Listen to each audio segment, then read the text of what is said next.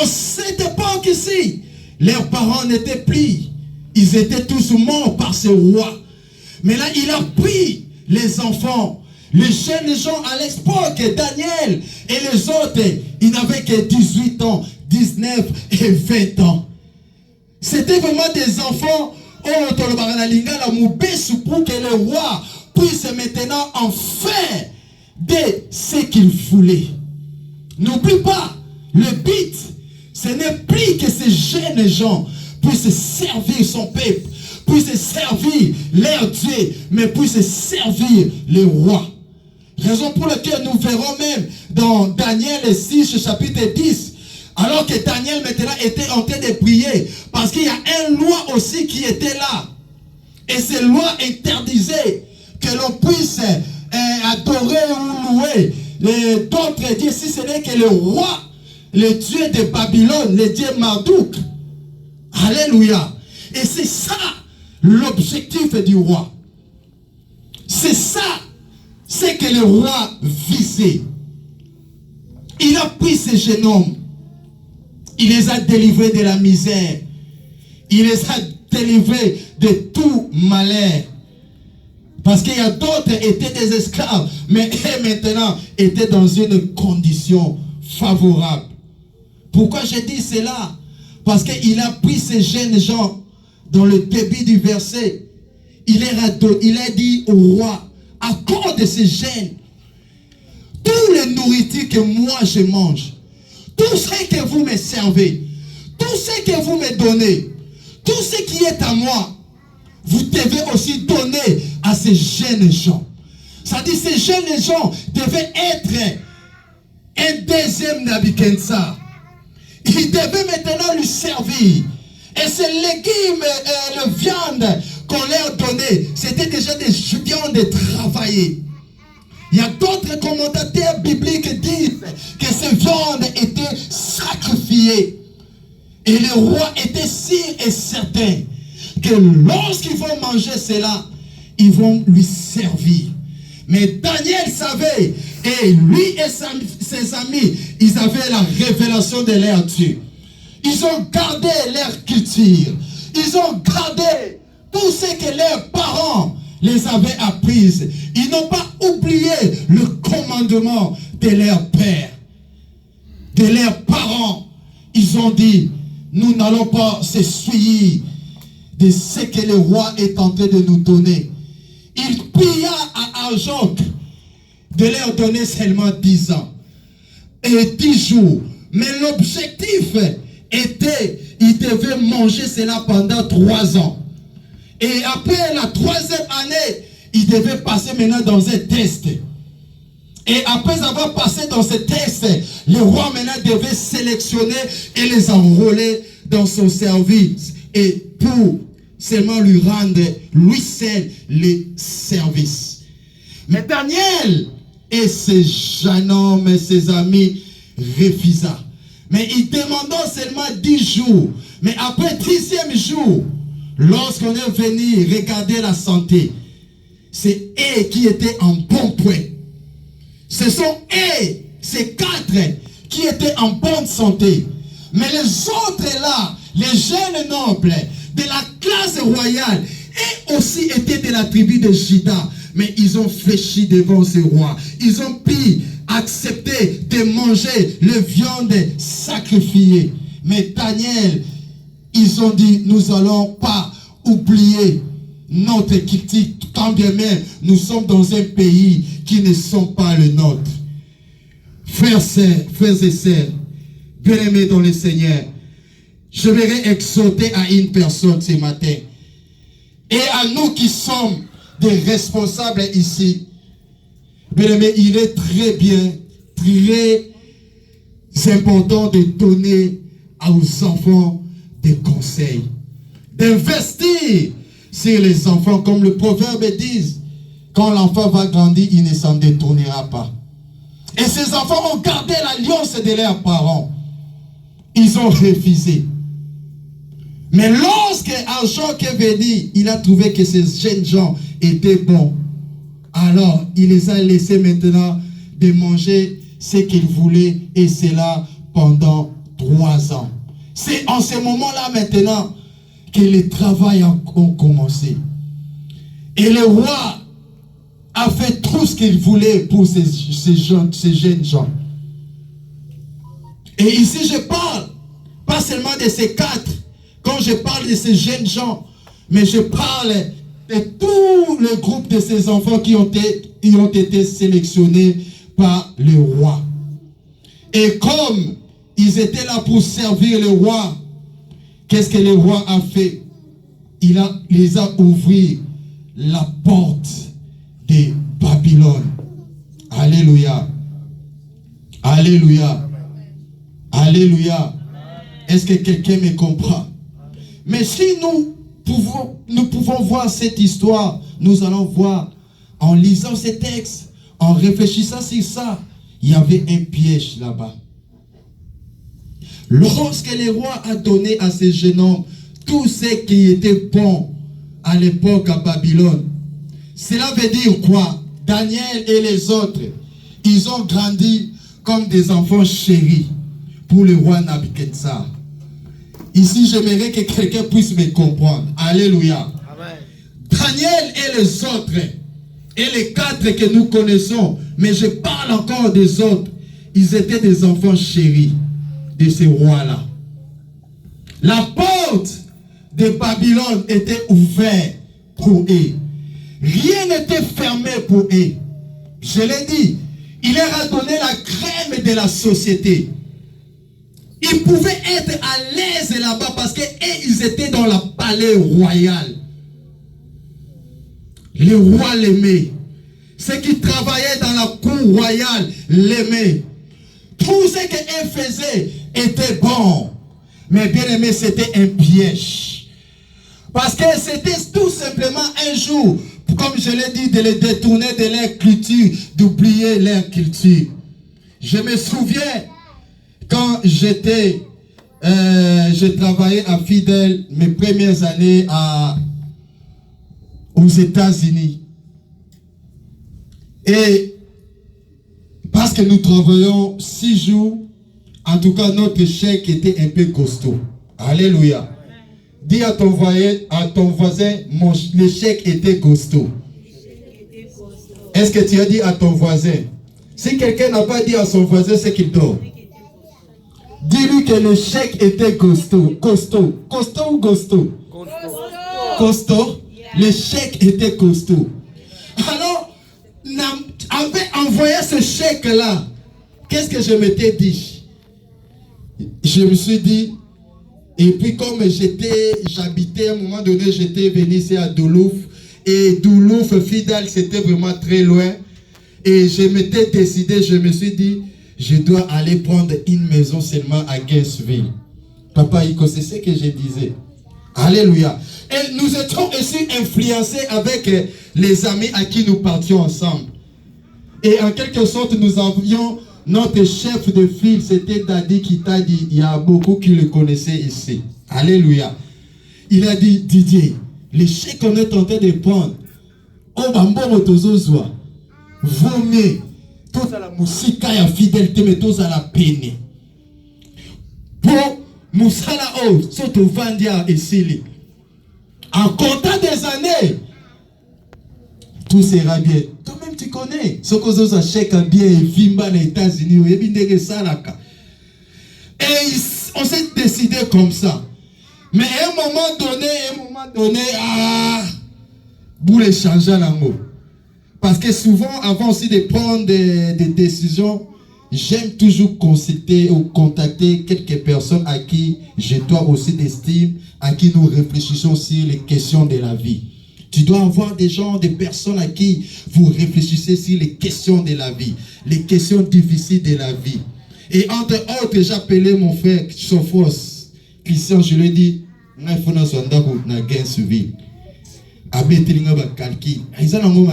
c'est bien. Mais dans la famille, c'est mingi koto. Mais et puis à l'époque, j'ai prié encore dans Victory Church. Et distance et tout comme ça. Et puis tu n'es pas véhiculé. Alléluia. Il m'a conseillé et je me suis dit, j'ai écouté Natikali. Mais un autre temps, Dadi Kitadi, lui, il avait pris la maison, il est allé à Gainesville. Alléluia. Mais au moment où nous parlons, il n'est plus à Fidèle, parce que plus Fidèle, il est dans le cas du temporaire. Et il a vite compris que sa place n'était pas là. Et à Zoma, Nabiufo, et aujourd'hui, il travaille quelque part. Pourquoi je dis cela? Chèque! Et comment qu'il piège pour Nanga? Pour que le diable puisse me retarder là. Et qu'il puisse m'éloigner de ma famille. Alléluia. Et c'est ce que ce roi faisait. Il a pris ce jeune homme. Il voulait qu'il oublie tout ce qui était bon en Israël, d'oublier sa famille, d'oublier toutes les promesses, les prophéties que les grands prophètes ont prophétisé sur le royaume de Juda, sur la tribu de Juda. Mais il voulait qu'il oublie tout cela, qu'il reste là. C'était un piège pour eux. Il leur a donné la crème de la société. Mais à un moment donné, les autres là se sont dit, non, non, non, ça, c'est un piège. Nous n'allons pas se soumettre au roi. Mais je vais me dire à une personne, il y a des fois, tu es apprécié là où tu travailles. Ton superviseur t'aime. Et les gens t'apprécient là où tu es. Mais si tu regardes bien, peut-être c'est aussi un piège. Alléluia. Est-ce que quelqu'un me comprend? Si tu regardes bien, peut-être c'est un piège. Le diable veut que tu restes là. On veut que tu restes là. Et après avoir terminé tout ce que tu as de bien, de précieux, on peut te relâcher et utiliser les autres personnes. Mais je prie Dieu ce matin. Si tu te retrouves quelque part et que cela est pour toi une piège, pour que ta vie de prière, pour que ta vie spirituelle, pour que tu t'éloignes de Dieu, cela n'arrivera pas. Et je prie Dieu qui te sort de là dans le nom de Jésus. Alléluia. C'était un piège pour eux. Et il y a des moments aussi, c'est que les États-Unis nous offrent. Il y a des fois, ça devient piège. Tu regardes ton chèque. Aux autres, la chèque, tu commences à mettre chèque liboso et tu mets Dieu derrière. Au lieu de servir Dieu, au lieu de planifier ton temps, ton horaire, de chercher à ce que tu plaises à Dieu, mais toi tu regardes ce que ton chèque te donne. Il y a d'autres personnes, le jour de ton travail, tu as la possibilité même de dire que je ne peux pas travailler. Et ce n'est pas, ça ne sera pas un problème au travail. Mais tu regardes, non, je vais travailler, mais je sacrifie le dimanche, je sacrifie le jour de l'Éternel. Mais tout cela, c'est un piège. Alléluia. Et c'est ce que ce roi a fait. C'était pour eux une piège. C'est une piège. Hein? Un piège. C'était pour eux un piège. Restez cela. Prenez tout ce que je suis en train de vous offrir. Mais abandonnez votre Dieu. Abandonnez votre culture. Laissez votre culture royale. Oubliez toutes les prophéties que Moïse a déclarées sur toi, Juda. Oublie toutes les prophéties que Jacob a déclarées sur toi, tribu de Juda. Servez-moi, roi Nebuchadnezzar. Je vous donnerai du présent. C'était une piège. Alléluia. Combien sont piégés aujourd'hui et qui abandonnent son Dieu? Combien sont piégés dans les risques que les États-Unis nous offrent pour abandonner Dieu? Les rois voulaient les babyloniser, changer leur nom, changer leur culture, changer leur Dieu et changer leur mentalité. Ici, j'ai parlé de quatre choses. Le roi a voulu changer leur nom et il a réussi à le faire. Alléluia. Et n'oublie pas, Daniel, il n'avait pas seulement ce nom-là, Daniel, mais le roi lui a donné un autre nom. Alléluia. Je crois que c'est Pétchata. En quelque sorte. Est-ce que quelqu'un me comprend? Ici, j'aimerais que vous puissiez bien me comprendre. Le roi a voulu que ces jeunes gens puissent oublier leur culture. Ici, je parle à nos jeunes gens qui sont ici. Je parle des Prailles, je parle de Maravilla, il est là. Je parle de Martha, je parle de tous ces jeunes-là, Osni, tout consort. Nous avons une culture que nous avions héritée de nos parents. Alléluia. Je parle de toi, Béni. Je parle de toi, Dondi. Il y a une culture que nous avons qui est différente de celle des États-Unis. Je parle à nos enfants qui sont là. Fayol. Il y a des cultures que nous avons héritées de nos parents. Je parle à nous des responsables. Je parle à toi, ma sœur. Je parle à toi, mon frère. Je parle à toi, maman. Je parle à toi, papa. Il y a une culture que nous avons héritée de nos parents, de nos arrière-grands-parents. Et il y a aussi des cultures que nous avons héritées de notre pays. Parce que tous tels que nous sommes là, nous sommes de la RDC. Mais n'oublie pas, notre culture est différente des États-Unis aussi. Mais il y a des fois, jeunes gens, frères et sœurs, papa, maman, si nous suivons seulement la culture des États-Unis, c'est que les États-Unis nous offrent, nous allons abandonner Dieu. Nous allons commencer à être des enfants impolis. Les enfants qui prennent, qui se comportent en insensé. Des enfants qui prennent des drogues. Des enfants qui n'arrivent plus à obéir leurs parents. Parce qu'il s'est dit, bon, à l'âge de 17 ans, 16 ans, je serai indépendant. Bien aimé, c'est trop risquant. Alléluia. C'est un piège que les États-Unis peuvent aussi nous donner pour ne pas servir Dieu. Tu regardes ton chèque, tu regardes, tu veux mettre Dieu au deuxième rang. Pourtant, Dieu veut que nous puissions les servir. Le roi a pris ces jeunes gens, et non pas pour servir son peuple et leur Dieu, mais il a pris ces jeunes gens pour servir lui le roi. Alléluia. Laisse-moi parler de ces choses, que Dieu nous aide. L'aspect temps, peut-être je vais élaborer la semaine qui suit. Parlons d'abord de ces choses. Bien que le thème de mon message, c'est le mystère des temps. Mais ici, je ne suis que dans l'introduction. Combien ont oublié leur culture pour s'attacher à d'autres cultures qui ne glorifient pas Dieu, qui ne donnent pas gloire au Dieu à qui nous servons. Le roi babylonien a fait 4 choses pour ces jeunes gens. 1. Changer leur nom. 2. Changer leur culture, changer leur mentalité, ainsi que leur Dieu. Le nom, il a réussi à le faire. Mais plus tard, quand nous lisons ces livres de Daniel, vers la fin, Daniel n'a pas gardé le nom qu'on lui avait donné de Belshazzar. Mais Daniel, vers le dernier chapitre, si nous lisons, nous voyons que Daniel a resté, a gardé son nom. Le roi de Perse est venu, le roi Darius est venu. Il n'a pas pu appeler à Daniel au nom que le roi Nebuchadnezzar lui avait donné. Daniel a su à maintenir, à garder son identité. Les réalités peuvent venir.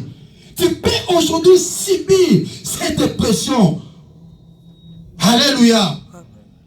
Mais donne seulement le temps. Raison pour laquelle je suis en train de parler. Le thème, c'est le mystère des temps. Alléluia. C'est vrai, vous m'avez changé le nom. Mon nom n'est plus Daniel.